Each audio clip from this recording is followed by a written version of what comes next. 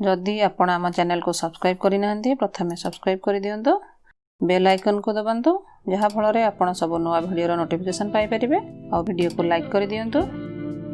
नमस्कार दर्शक बंधु, चिन्नस किचन आपण मानक पुणी थे स्वागत। आज मैं गोटे नुआ प्रकार कोबीर रेसिपी बनईचे। रेसिपीटर ना हूँ कोबी पॉपकॉर्न। तेबे चलतु रेसिपीटी को स्टार्ट करवा।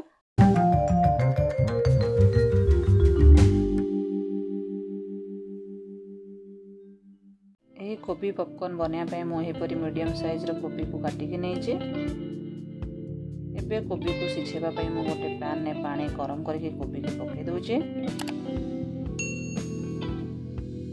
पानी एबे फुटिलानी, कोबी सिझीगलानी। एबे कोबी को गरम पानी अलग कर दूचे।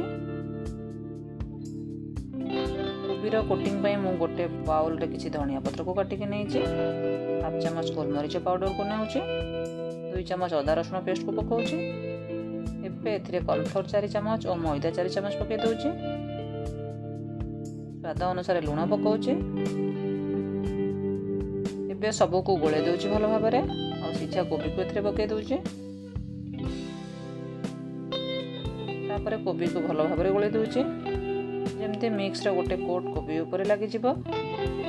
एबे कोबी गोले हो गला। यह को आ गोटे प्लेट को काढ़ी दूचे। देखो कोबी मिक्स हो गला पर बाउल ले आ किछि मिक्स बळी जाइछे। यह को हमें वेस्ट न करी मु एथिरे 2 चमच कॉर्नफ्लोर और 2 चमच मैदा मिसाउचे। तापर एथिरे गोटे चमच सोया सॉस मिसाउचे। अल्प टिके लुण दउचे। एबे एही मिक्स रे अल्प पानी देके धीरे धीरे गोलाउचे जेमिति किछि मुंडा न रहबो सेमति गोले दउचे। देखंतु पूरा एही बळी बैटर रो कंसिस्टेंसी आसीबो। एबे मु ब्रेड क्रम बनेबी। एथिपाई मु ब्रेड को गरम करी सेकी दउचे।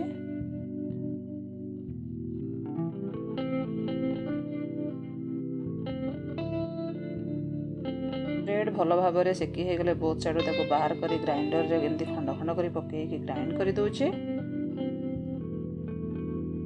एबे देखंतु ब्रेड क्रम रेडी। एबे कोबी को बैटर रे बुड़ेकी ता चारिपटे बैटर को लगे दउचे।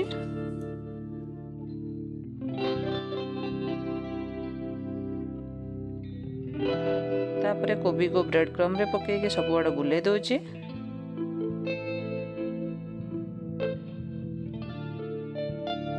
गले कोबी एहीपरी दिसिबो।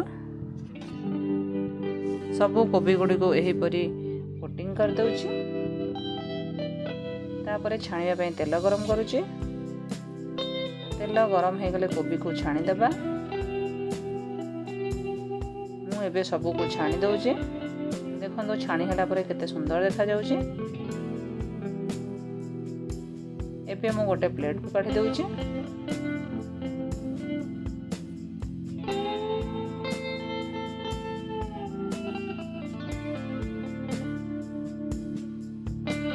को सर्व कला बेले एथिरे आपण चाट मसाला और ब्लैक सॉल्ट को पकेकी सर्व करंतु। यह को गरम गरम सर्व करंतु। वीडियोटी केमिति लागिला कमेंट रे निश्चिंत जणांतु। वीडियोटी भल लागिले वीडियो को लाइक शेयर और चैनल को सब्सक्राइब कर दियंतु। एही परी अलगा वीडियो देखिया पई आई बटन ने क्लिक करंतु। वीडियोटी शेष पर्यंत देखिथिबारु धन्यवाद।